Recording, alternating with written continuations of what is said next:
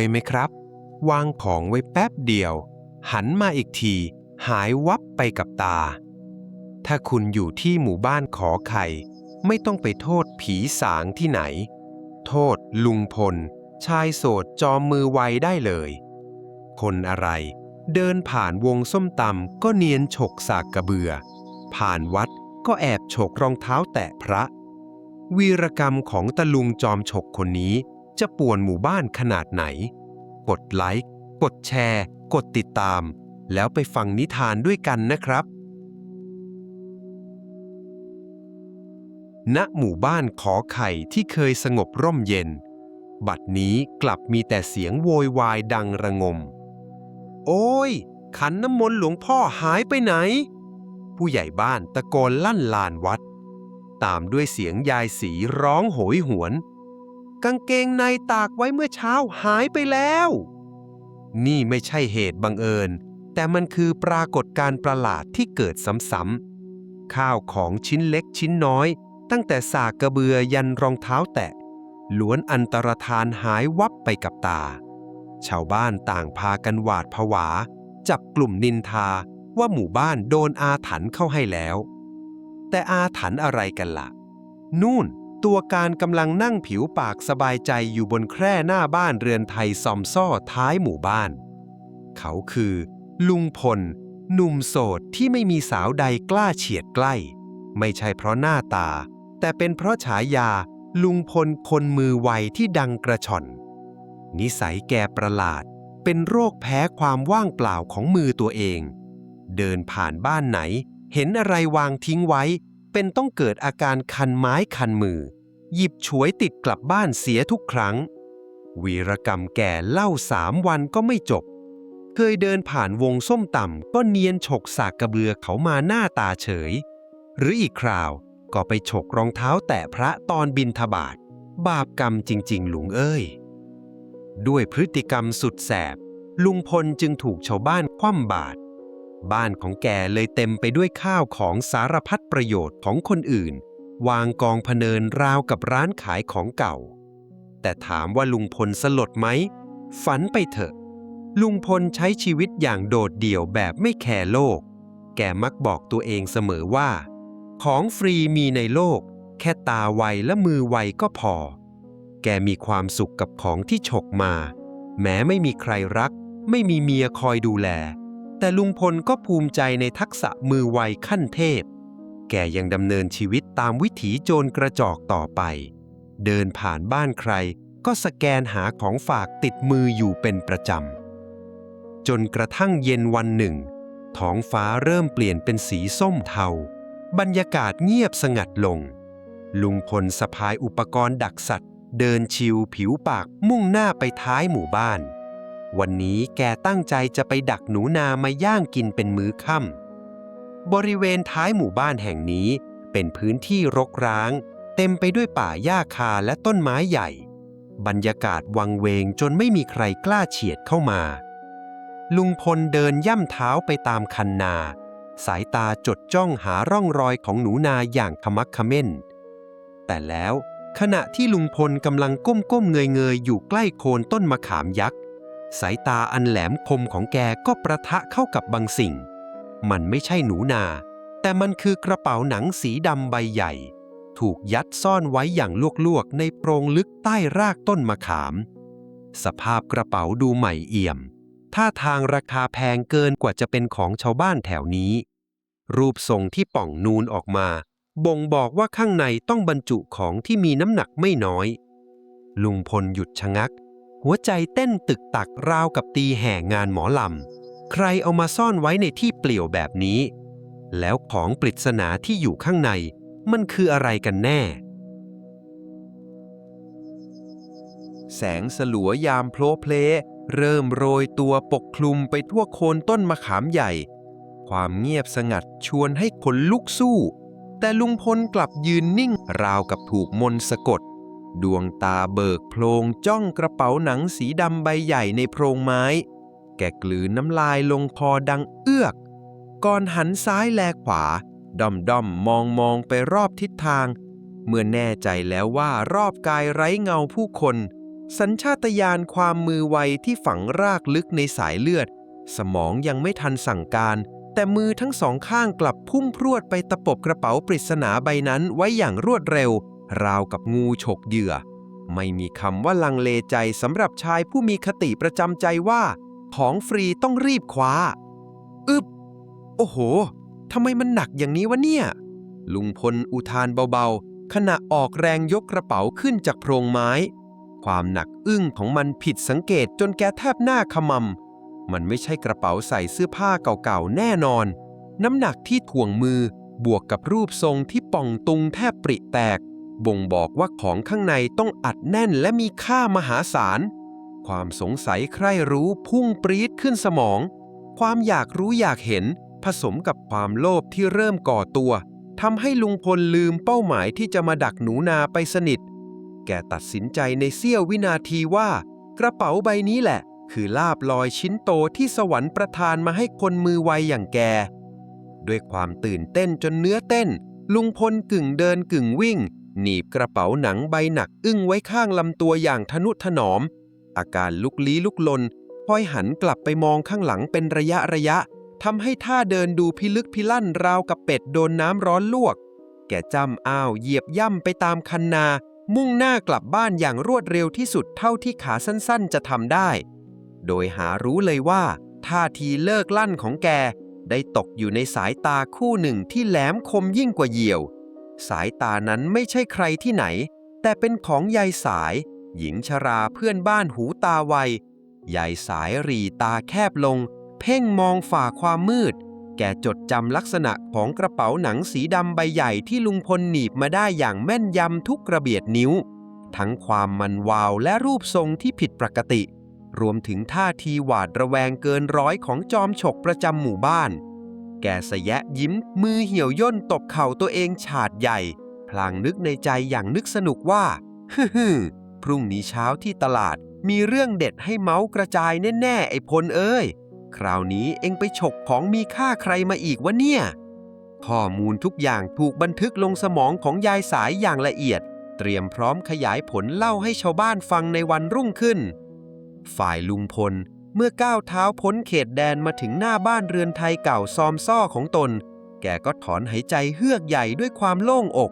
รีบผลักประตูรั้วไม้ไผ่เข้าไปอย่างรีบร้อนหวังจะเข้าไปชมสมบัติล้ำค่าในกระเป๋าให้หนำใจ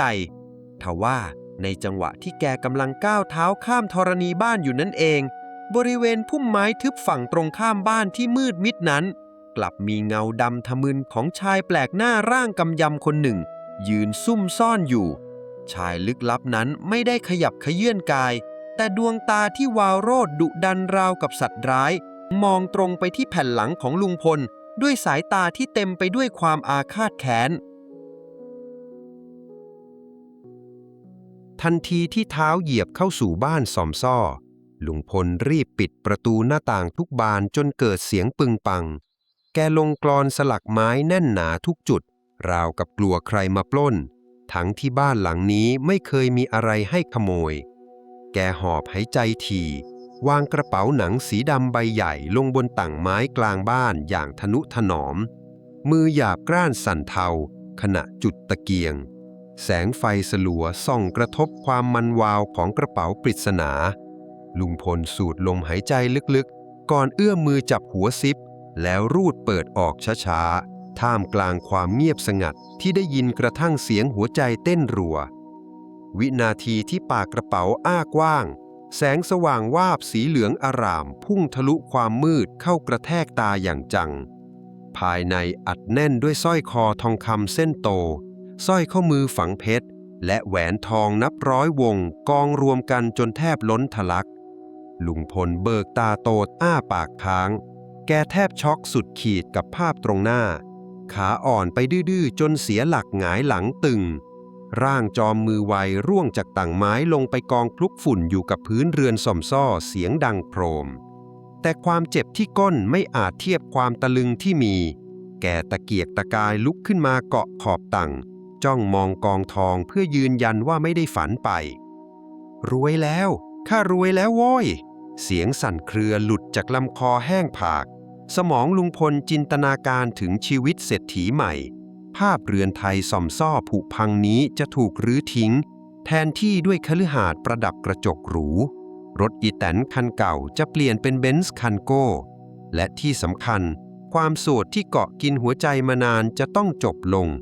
แกฝันหวานว่าจะหาสาวงามมาเป็นเมียสัก3 คนคอยนวดพัดวีให้เศรษฐีพลทุกวี่ทุกวันใครที่เคยด่าทอรังเกียจไอ้พลคนขี้ขโมยพรุ่งนี้พวกมันทุกคนต้องมากราบกรานขอเศษเงินจากแกเป็นแน่แท้ด้วยความปิติยินดีพุ่งทะลุเพดานลุงพลทนไม่ไหวอีกต่อไปแกกระโจนเข้าใส่กระเป๋า2 มือกอบโกยสร้อยทองขึ้นมาลูบคลำด้วยความหลงไหลสัมผัสเย็นเฉียบของทองคำทำเอาขนลุกสู้แกหยิบสร้อยคอเส้นเบ้อเริ่มมาสวมทับจนเต็มคอหยิบสร้อยข้อมือใส่จนเต็มแขนแม้แต่แหวนก็สวมทุกนิ้วชายแก่ในสภาพตู้ทองเคลื่อนที่เริ่มออกลีลาเต้นแร้งเต้นกาโยกย้ายสายสะโพกไปรอบต่างไม้อย่างเมามันปากก็ร้องเพลงลูกทุ่งสลับกับเสียงหัวเราะอย่างคนเสียสติลืมสิ้นความหวาดระแวงลืมไปสนิทว่าของล้ำค่าเหล่านี้ไม่ใช่ของที่ตนหามาด้วยน้ำพักน้ำแรงขณะที่งานฉลองเดินทางถึงขีดสุดประตูไม้ที่ลงกลอนแน่นหนาถูกแรงถีบมหาศาลกระแทกจนพังคลืนรอยสักลายพร้อยเต็มตัวตั้งแต่คอยันปลายแขนชายคนนี้คือใครกันแน่ลุงพลที่กำลังสวมวิญญาณตู้ทองถึงกับแข็งทื่อเป็นหินรอยยิ้มเศรษฐีหุบฉับลงทันตา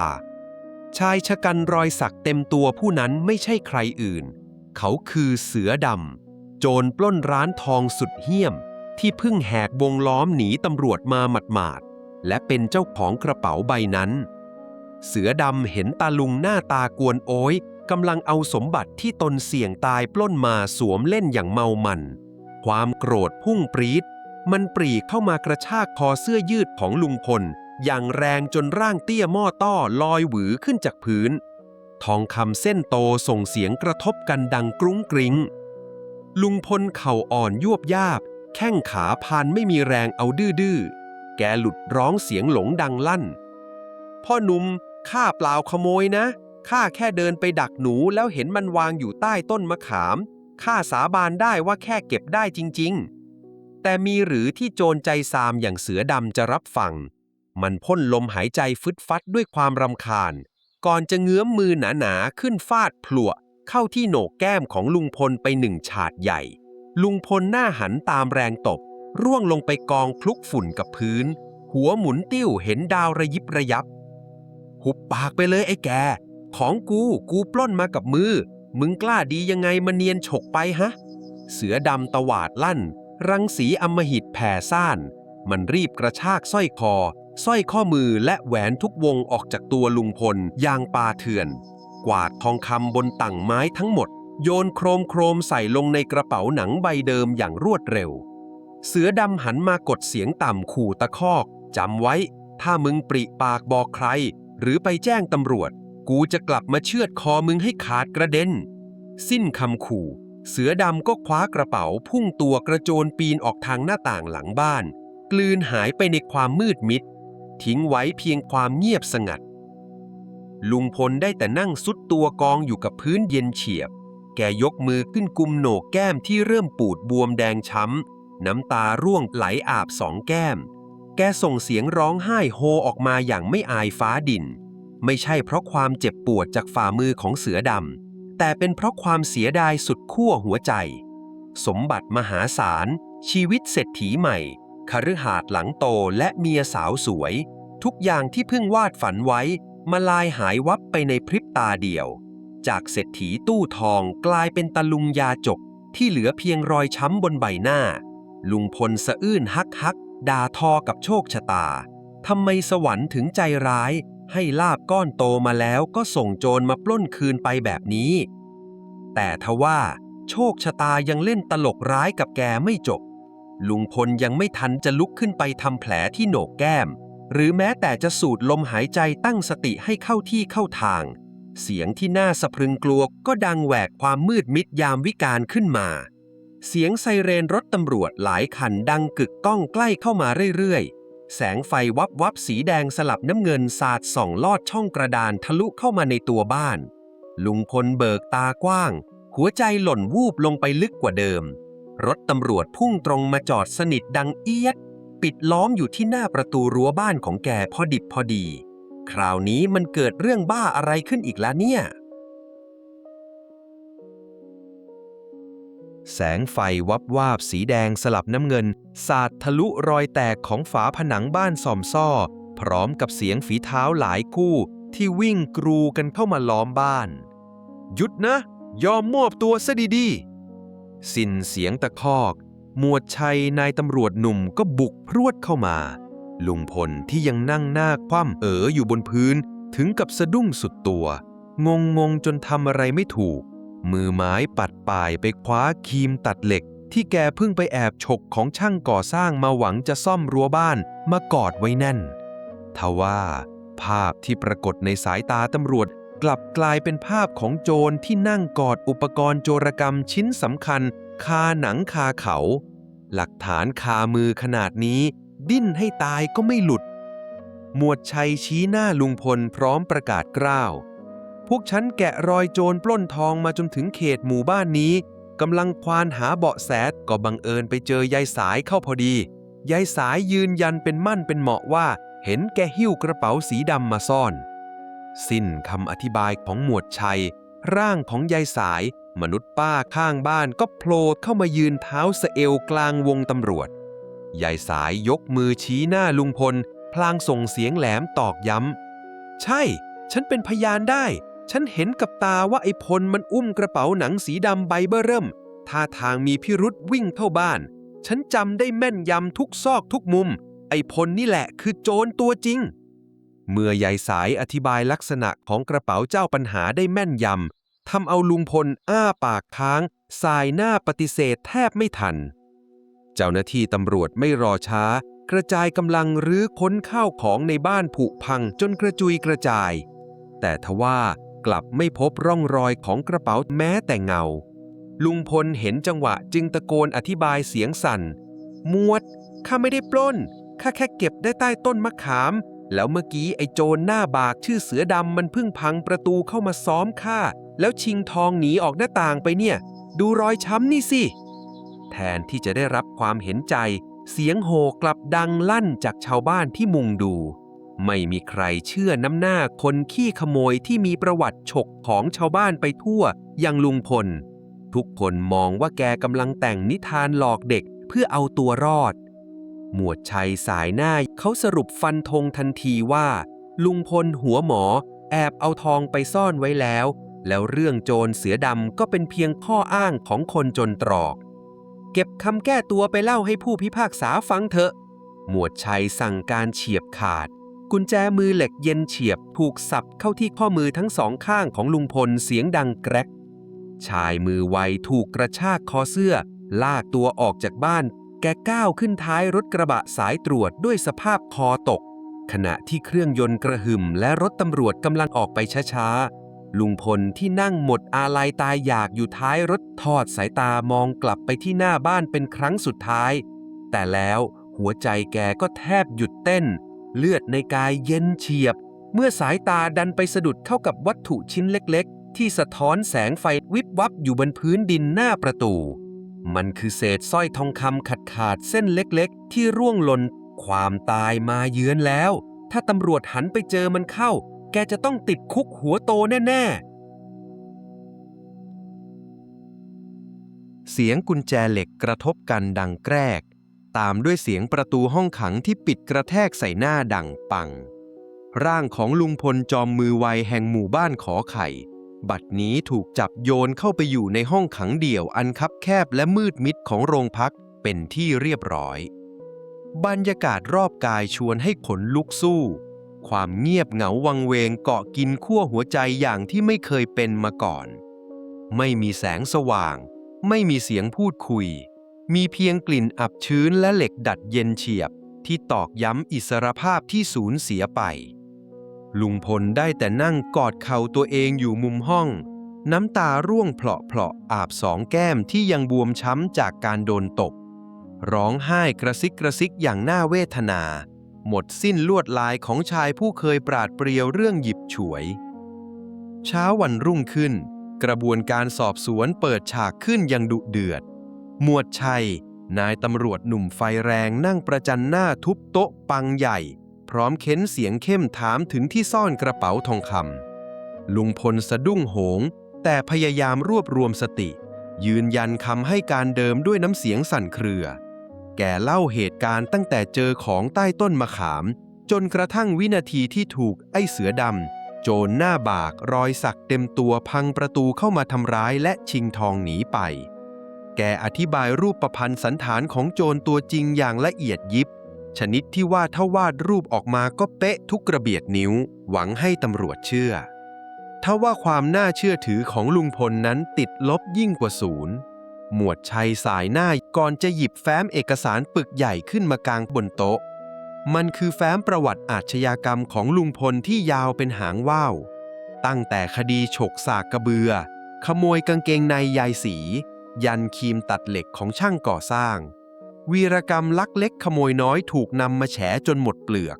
ประวัติที่เน่าเฟะขนาดนี้ทำให้คำให้การเรื่องโจรหน้าบากมีน้ำหนักเท่ากับความว่างเปล่า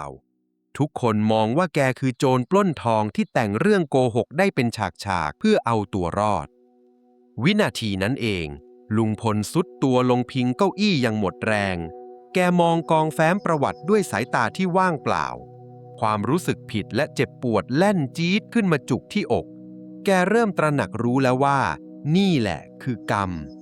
รมจากชอบมักง่ายลักขโมยหยิบฉวยข้าวของคนอื่นมาตลอดชีวิตแม้จะเป็นของชิ้นเล็กชิ้นน้อยแต่ความเดือดร้อนที่เคยสร้างไว้ให้ชาวบ้านบัดนี้มันรวมตัวกันเป็นพายุลูกใหญ่ย้อนกลับมาเล่นงานแกอย่างแสนสาหัสโทษทันของการหยิบของที่ไม่ใช่ของตัวเองมีราคาแพงลิ่วถึงขั้นต้องแลกด้วยอิสรภาพแกกลายเป็นแพะรับบาปโดยไม่มีใครยอมรับฟังบรรยากาศตึงเครียดจนแทบหายใจไม่ออกจู่ๆประตูห้องก็ถูกผลักเปิดออกจ่าตำรวจนายหนึ่งเดินหน้าตั้งเข้ามาหาหมวดชัยพร้อมกับยื่นสิ่งของบางอย่างให้ลุงพลเบิกตากว้างแทบถลนเมื่อเห็นสิ่งที่อยู่ในถุงใบนั้นชัดๆมันคือเศษสร้อยทองคำเส้นเล็กๆที่แกเห็นตกอยู่หน้าบ้านเมื่อคืนนี้หัวใจของชายมือไวหล่นวูบไปอยู่ที่ตาตุ่มหลักฐานชิ้นสำคัญตกอยู่ในมือตำรวจเรียบร้อยแล้วเศษสร้อยทองชิ้นนี้จะกลายเป็นเชือกเส้นสุดท้ายที่มัดตัวลุงพลให้ดิ้นไม่หลุดและต้องนอนเน่าในคุกตารางไปตลอดกาลข่าวใหญ่ของหมู่บ้านขอไข่แพร่สะพัดไวกว่าไฟลามทุ่งลุงพลคนมือไวถูกตำรวจรวบตัวในข้อหาปล้นร้านทองแทนที่ชาวบ้านจะตกใจกลับกลายเป็นมหกรรมเฉลิมฉลองไม่มีใครหน้าไหนยอมเสียน้ำตาให้ชายขี้ขโมยคนนี้ยายสายหัวโจกเดินสายเม้ามอยแจกจ่ายข่าวสารไปทั่วทุกคนต่างพยักหน้าพร้อมใจประสานเสียงสมน้ำหน้าไอ้พลมันคราวนี้หมู่บ้านเราจะได้สงบสุขสักที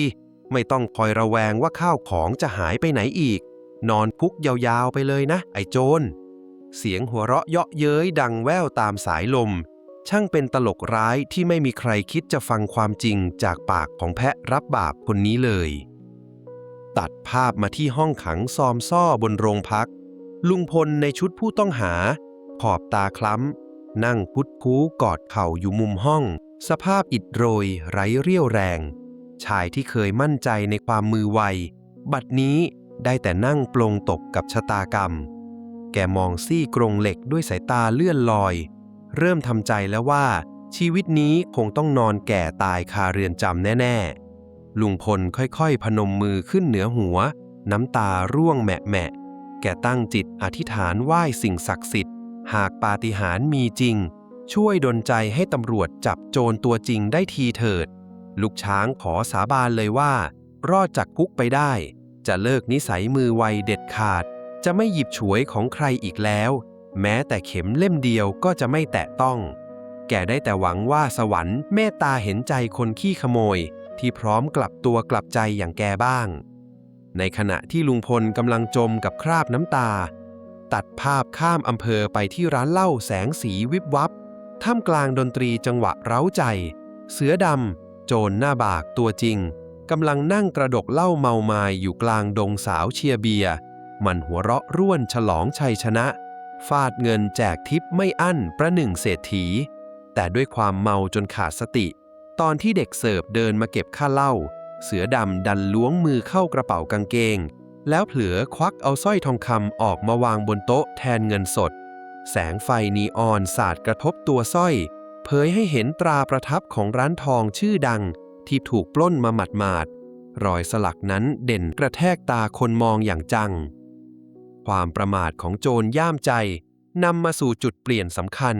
เพราะที่โต๊ะมุมมืดมีสายสืบนอกเครื่องแบบแฝงตัวมาหาข่าวกำลังนั่งจิบเบียร์เงียบๆสายตาอันแหลมคมตวัดไปเห็นความผิดปกติเข้าอย่างจังรอยสักเต็มแขนรอยบากที่หน้าบวกกับสร้อยทองตราประทับร้านที่โดนปล้นรูปประพันธ์สันฐานเป๊ะตามที่ลุงพลเคยให้การไว้เลยสายสืบไม่รอช้ารีบควักโทรศัพท์เครื่องเก่ากดส่งข้อความด่วนจีแจ้งเบาะแสชิ้นโบแดงไปยังหมวดชัยทันทีทว่าในเวลาเดียวกันนั้นเองที่โต๊ะทำงานบนโรงพักหมวดชัยกำลังจับปากกาจรดลงบนกระดาษเตรียมจะเซ็นชื่อลงในเอกสารส่งฟ้องเพื่อดำเนินคดีกับลุงพลในเช้าวันพรุ่งนี้แล้วครืดโทรศัพท์มือถือสั่นกึกที่วางอยู่บนโต๊ะทำเอาปลายปากกาหมวดชัยชะงักอยู่เหนือกระดาษส่งฟ้องศาลเพียงไม่กี่มิลเขาขมวดคิ้วรีบหยิบมาเปิดอ่านข้อความด่วนจากสายสืบที่ส่งตรงมาจากร้านเหล้าภาพฉายหน้าบากรอยสักเต็มแขนและสร้อยทองคุ้นตาปรากฏหราบนหน้าจอวินาทีนั้นเหมือนมีแสงสว่างวาบขึ้นในหัวนายตำรวจหนุ่มคำให้การของลุงพลจอมมือไวที่เคยถูกหัวเราะเยาะลอยกลับเข้ามาในโสตประสาทฉากต่อฉากไอ้โจรหน้าบากรอยสักเต็มตัวมันปล้นทองข้าไปหมวดชัยเบิกตากว้างรูปประพันธ์เป๊ะราวกับแกะขนาดนี้หรือว่าตาลุงขี้ขโมยจะพูดความจริงเมื่อจิ๊กซอว์ทุกชิ้นเริ่มประติดประต่อหมวดชัยไม่รอช้ารีบขยำใบส่งฟ้องทิ้งลงถังขยะทันทีกำลังพลทุกนายเตรียมอาวุธให้พร้อมเราจะไปลากโจรปล้นทองตัวจริงกันเสียงสั่งการเฉียบขาดตำรวจนับ10 นายอาวุธครบมือกระโดดขึ้นรถสายตรวจเหยียบคันเร่งมิดใหม่มุ่งสู่อำเภอข้างเคียงเป้าหมายคือโรงแรมจิ้งหรีดโสมๆที่เสือดำแอบเปิดห้องกบดานเมื่อถึงที่หมายหมวดชัยสั่งกระจายกำลังปิดล้อมทางหนีทีไล่ทุกตารางนิ้วบรรยากาศตึงเครียดจนแทบได้ยินเสียงจิ้งหรีดร้องแข่งกับเสียงหัวใจนายตำรวจที่สูบฉีดด้วยความลุ้นระทึกหมวดชัยถีบประตูห้องพักหมายเลข 9เข้าไปอย่างแรงทว่าเสือดำไหวตัวทันมันคว้ากระเป๋าหนังสีดำที่อัดแน่นด้วยทองคำพุ่งพรวดออกทางหน้าต่างบานเกล็ดด้านหลังเฮ้ยมันหนีไปแล้วเสียงตะโกนไล่ล่าดังลั่นเกิดการปะทะและวิ่งไล่จับกันอย่างดุเดือดฝุ่นตลบเสือดำอาศัยความชำนาญพื้นที่ปีนป่ายขึ้นหลังคาสังกะสีเก่าๆอย่างรวดเร็วราวกับลิงลมมันหอบกระเป๋าใบหนักวิ่งกระโดดข้ามหลังคาห้องแล้วห้องเล่าเสียงสังกะสีลั่นเอียดอาร์ตขณะที่ตำรวจเบื้องล่างวิ่งตีคู่ส่องไฟฉายตามไปติดๆตัดภาพกลับมาที่ห้องขังอันมืดมิดลุงพลที่นอนกดตัวกำลังดิ้นทุรนทุรายเหงื่อแตกพลักแกตกอยู่ในห้วงฝันร้ายสุดสยอง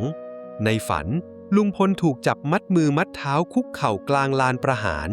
เบื้องหน้าคือเพชฌฆาตหน้าเหี้ยมที่ง้างดาบเล่มโตเตรียมบั่นคอแพะรับบาปอย่างแกวินาทีที่ดาบฟาดลงมาลุงพลเบิกตาโพลงสะดุ้งเฮือกตื่นขึ้นมากลางดึกแกผุดลุกนั่งหอบหายใจแฮกๆมือลูบคอตัวเองด้วยความหวาดผวาแกคงต้องตายฟรีๆในคุกแห่งนี้แน่ๆณสมรภูมิโรงแรมจิ้งหรีดความมืดมิดและการไล่ล่าที่ถึงจุดเดือดปั้งปั้งปั้งเสียงปืนกำปนาตดังสนั่นแหวกอากาศขึ้น3 นัดซ้อน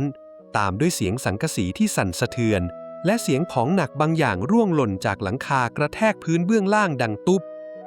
ร่างที่ร่วงหล่นลงมากลางวงล้อมจะเป็นร่างของเสือดำโจรชั่วหรือว่าจะเป็นตำรวจผู้กล้าหาญกันแน่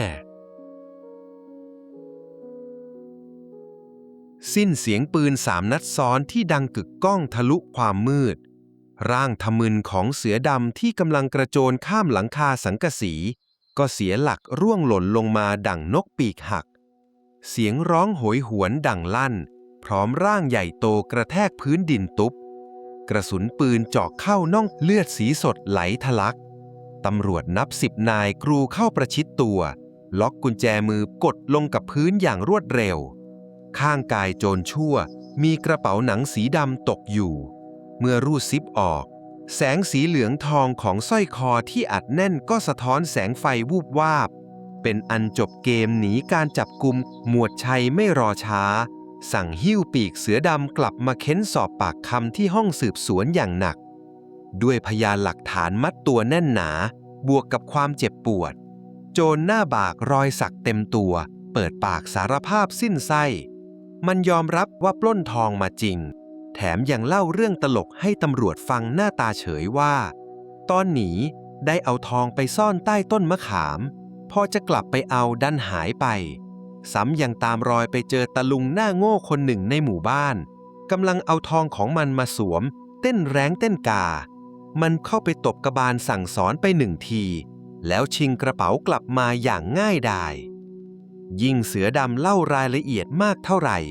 หมวดชัยก็ยิ่งนั่งอ้าปากค้างในตาเบิกกว้างเพราะทุกถ้อยคำทุกฉากที่หลุดจากปากโจรใจซามมันช่างตรงกับคำให้การของลุงพลคนมือไวแบบเป๊ะๆทุกกระเบียดนิ้วไม่มีผิดเพี้ยนหมวดชัยถึงกับทิ้งตัวยกมือขึ้นกุมขมับถอนหายใจเฮือกใหญ่ยาวเหยียดเขานึกตำหนิตัวเองในใจที่เกือบด่วนสรุปส่งชายแก่ที่มีประวัติขี้ขโมยซึ่งเป็นบริสุทธิ์ในคดีนี้เข้าไปนอนเป็นแพะรับบาปในคุกตารางหากสายสืบไม่ตาไวรายงานมาลุงพลคงได้ไปทัวร์เรือนจำแบบยาวๆแน่เมื่อความจริงสว่างกระจ่างแจ้ง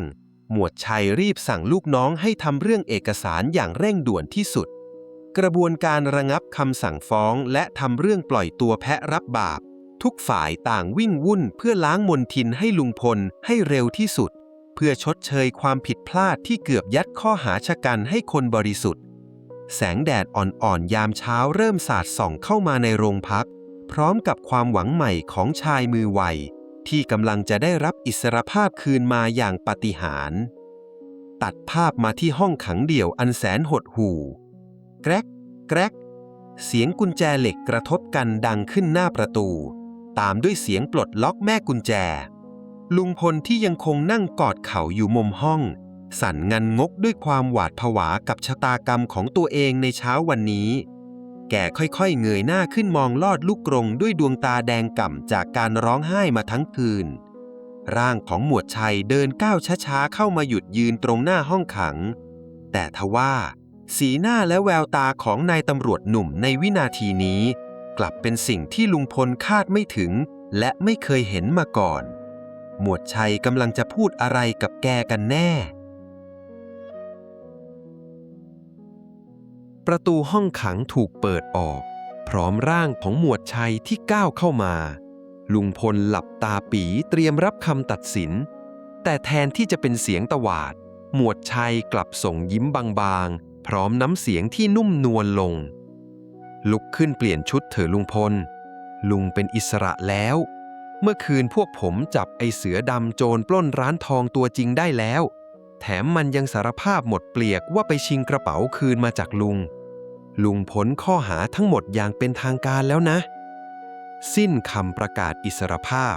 ลุงพลเบิกตากว้างหูอื้อไปชั่วขณะก่อนที่น้ำตาแห่งความปีติจะพรั่งพรูเป็นสายน้ำแกแหกปากร้องไห้โฮลั่นโรงพักทิ้งตัวลงกองกับพื้นแล้วก้มกราบแทบเท้าหมวดชัยซ้ำแล้วซ้ำเล่าด้วยความดีใจจนแทบเสียสติโอ้ยหมวดจ๋า